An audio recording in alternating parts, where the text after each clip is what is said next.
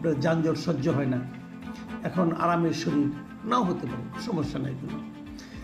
সেখান থেকে আপনি শতাধিক গাড়ি বহন নিয়ে পঞ্চগড়ে যাওয়ার দরকার নেই। কেন এই গাড়ি বহরকে আপনি এন্টারটেইন করলেন? এই গাড়িগুলোর টাকা আসলো কোত্থেকে?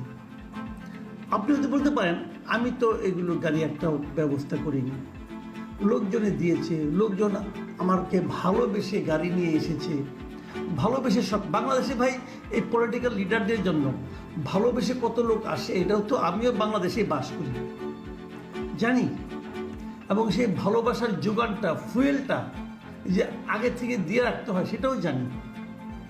কর্মীরা যত টাকা খরচ হয় তার চেয়ে কয়েক গুণ টাকা যে নিয়ে নেয় নেতার কাছ থেকে সেটাও জানি।